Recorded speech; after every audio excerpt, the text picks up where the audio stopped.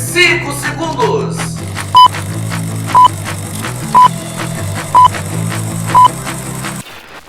Firme e forte na onda do esporte. Olha, hoje você vai saber, nessa segunda parte do Momento do Esporte, tudo sobre a vitória histórica, a vitória maravilhosa do Botafogo lá do Alfredo Jaconi, quebrando um tabu que já durava muitos anos. O Botafogo venceu de virada o Juventude por 3-1, com a estreia brilhante do Cris, que marcou 2 gols. Vamos falar também da derrota do Vasco em São Januário.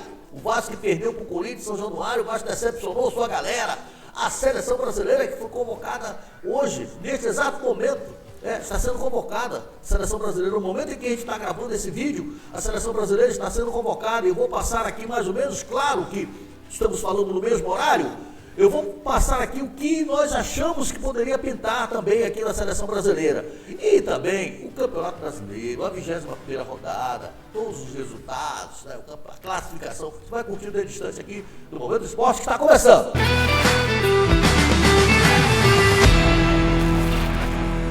Do Brasil para você, meu amigo, minha amiga, que me acompanha há mais de 38 anos aqui no Momento do Esporte. Olha, foram mais de 18 anos lá na CNT, Record 7 anos, Bandeirantes 7 anos, TV Caracol 4 anos, agora estamos aqui na Napa TV e também na TV Diversidade para o Brasil e para o mundo.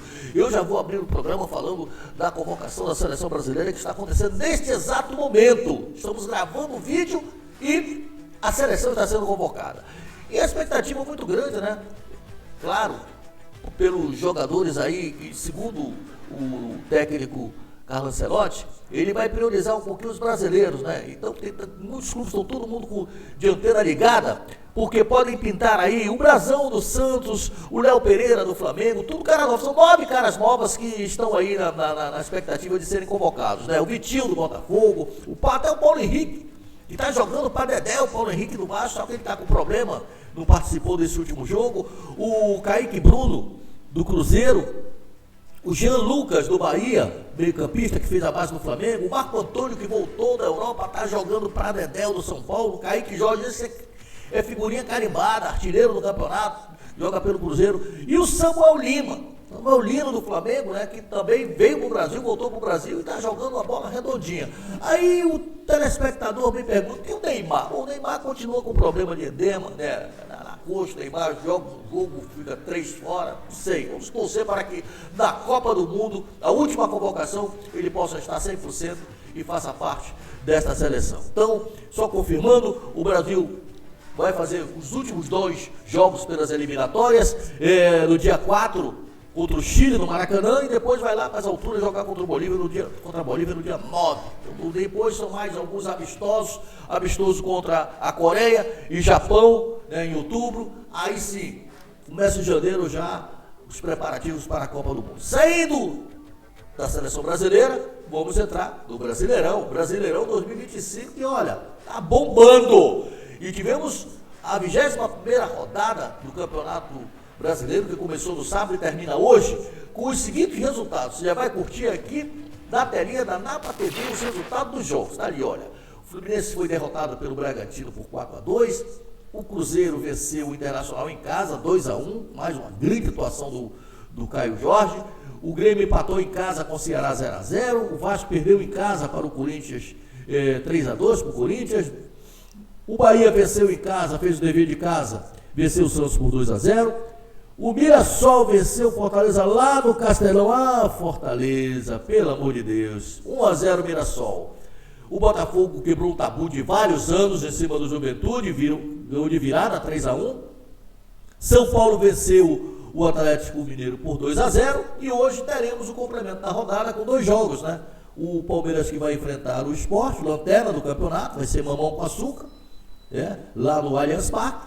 E o Flamengo, que vai enfrentar o Vitória às 21 horas no Maracanã, com casa cheia, é claro. Hora e vez de falarmos do clube do seu coração, agora não. Primeiro vamos colocar a classificação do Campeonato Brasileiro. Bora na telinha, daqui a pouco a gente fala do clube do seu coração. Está aí o primeiro lugar o Flamengo 43, segundo o Cruzeiro 41, terceiro o Palmeiras 39, quarto o Bahia 36, quinto o Botafogo 32, sexto o Mirassol 32, sétimo o São Paulo 32, oitavo o Bragantino 30, Nono, Fluminense 27, 10º Ceará 26, 11º Corinthians 25, 12º Atlético 24, 13º Internacional 24, 14º Grêmio 24, 15º Santos 21, 16º o Vasco 19, 17º Vitória 19, 18º o Juventude 18, 19º Fortaleza 15 e na 20ª colocação na lanterna o Sport com 10 pontos. Detalhe, se o Vitória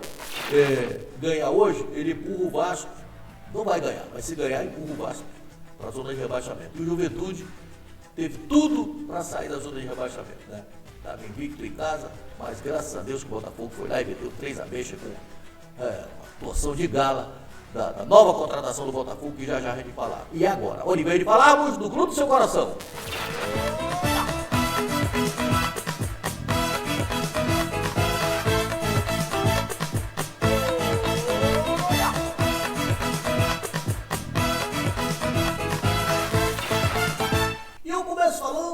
Sabe quem? Do Clube da Estrela Solitária, o Botafogo. Botafogo nisso, Botafogo do meu amigo Roberto, né, do Bispo Eduardo, lá das suas igrejas, lá em Piedade. Olha aqui, o Botafogo quebrou um tabu de vários anos, não conseguia vencer o Juventude. E quem tem Cris tem tudo. Cris fez a sua estreia, fez 2 gols, mas quem vai falar do Botafogo, os mínimos detalhes é ele. Vem lá, Marcos Salles!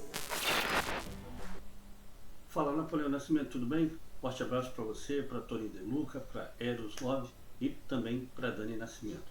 Olha, o Botafogo foi ao Alfredo Jaconi e conseguiu uma vitória importante, né, já que há muito tempo o Botafogo não conseguia vencer a equipe de Juventude jogando na casa do adversário. E o grande destaque da partida foi o estreante, né, o atacante Cris Ramos, que foi contratado recentemente, teve a semana aí de treinamento e fez logo 2 gols. O Botafogo saiu atrás no primeiro tempo, mas conseguiu ainda no primeiro tempo empatar com um pênalti cobrado por Alex Telles. E no segundo tempo entrou aí em campo o Cris Ramos e resolveu o jogo. Fez 2 gols, né, que culminaram aí com a vitória do Botafogo. E inclusive no final do jogo aí teve um lance polêmico onde houve ali um pênalti a favor da equipe do Juventude, que poderia diminuir para 3-2, só que aí na origem da jogada teve impedimento do jogador Babi, ex-Botafogo, e com isso foi anulado ali o pênalti a favor da equipe do Juventude. O Botafogo agora volta as atenções para a Copa do Brasil, onde no meio da semana, na quarta-feira, vai ter o clássico diante da equipe do Vasco jogando em São Januário, jogo pela Copa do Brasil, jogo de ida, e o Botafogo está tranquilo agora no Campeonato Brasileiro, conseguiu essa vitória, vai em busca da classificação na Copa do Brasil. Napoleão. Valeu demais, obrigado Marcos Salles pelas suas informações. Olha, eu vou só atualizar o torcedor do Botafogo que está com um sorriso de orelha a orelha. Que contratação é essa do Botafogo, cara? Christopher Ramos, mais conhecido como Cris Ramos, 1,93 m, nascido em Cádiz, na Espanha, jogou do Sevilha. Cara, é um artilheiro nato, é um cara de área. Entrou no segundo tempo e mostrou o que veio, né? O cara tem 28 anos, jogadoraço. O Botafogo já voltou, já está aqui no Rio de Janeiro, já está treinando já, porque as coisas não podem parar. O Botafogo tem muitos compromissos. Mas olha, foi uma vitória espetacular. O cara entrou, o Botafogo estava perdendo, ele fez 2 gols, né? E virou, mudou a cara do jogo, né? O técnico David Ancelotti, ele começou, barrou alguns jogadores, né? Inclusive jogadores importantes. O Danilo ficou no banco. E agora a novidade foi a volta, né, do David Ricardo na zaga. E foi muito bom mesmo. A vitória do Botafogo foi maravilhosa. Parabéns por esse garoto aí que voltou, o Cris, né, que chegou chegando, marcando 2 gols. E o Botafogo está firme e forte. Deu uma subidazinha ali na tabela de classificação. Saindo do Botafogo, vamos falar do Machão da Gama, o gigante da colina. Fala do Vasco da Gama aí, essa derrota do Vasco. Como é que aconteceu essa derrota, hein, Marcos Salles? Napoleão, de volta agora para falar sobre o Vasco da Gama, que mais uma vez decepcionou a torcida jogando em São Januário. Cerca de 20 mil ingressos foram vendidos, estava lotado, e a torcida, com aquela expectativa do Vasco, conseguiu uma grande vitória, o que acabou não acontecendo. O Corinthians, mesmo muito desfalcado, veio a São Januário e simplesmente, né, dominou o jogo do primeiro ao último minuto. abriu 1-0, o Vasco conseguiu empatar com o pênalti que foi cobrado pelo Verratti, e no segundo tempo a equipe do Corinthians voltou melhor ainda e conseguiu abrir 3-1, e no final do jogo o Ryan acabou fazendo o segundo gol do Vasco, depois de jogada do André Gomes, que fez a sua estreia, e o Vasco decepcionou, né? E está ali perigosamente próximo à faixa da zona de rebaixamento. O time agora volta as atenções para a Copa do Brasil, onde agora na quarta-feira recebe também em São Januário a equipe do Botafogo. E é um jogo onde o Vasco, né, precisa melhorar o seu desempenho, é um jogo de mata-mata, precisa fazer resultado, porque vai decidir a vaga jogando no Engenhão, que é a casa do Botafogo. O técnico Fernando Diniz continua tentando resolver os problemas do setor defensivo, que falha muito. O seu setor de meio campo não consegue proteger ali o miolo de zaga, e o Vasco é sempre muito... tem muita dificuldade nesse setor de marcação ali, de meio campo até o seu setor defensivo. Então o Fernando Diniz vai ter que quebrar a cabeça aí para tentar evitar que o Vasco perca novamente, né? Porque se perder no jogo contra o Botafogo de ida pela Copa do Brasil, vai ficar muito difícil conseguir a classificação no jogo de volta, Napoleão. Valeu demais, obrigado, Marcelo, pelas suas informações. Olha, eu vou falar aqui, fazer um resumo dessa derrota do Vasco e fazer algumas considerações que eu acho realmente importantes. Eu estava vendo ontem um programa de uma rede de televisão, e o meu querido amigo, irmão, que eu amo de paixão esse cara, que é o Felipe Melo, exemplo de jogador, realmente um monstro em campo, né, vencedor em todos os times por onde passou, e ele estava elogiando o trabalho do Diniz, e não poderia ser de forma diferente, que o Diniz é um grande treinador, sem dúvida. Agora, o que eu não posso admitir é o comportamento dele, principalmente com os jogadores novos, né? Por exemplo, ontem ficou evidenciado a forma como ele se dirigiu ao Ryan, que é um garoto, pô. Ryan é um garoto, 19 anos, né? Tem um futuro pela frente. Então, pô, não fica legal o técnico do gabarito do Fernando Diniz falar da forma, se expressar da forma que se expressou com o Ryan, né? E pedindo, pô, vira pra mim, pô, eu tô falando, vira pra mim, vira de frente pra mim. Meu irmão, pelo amor de Deus, cara, isso aí não existe, cara.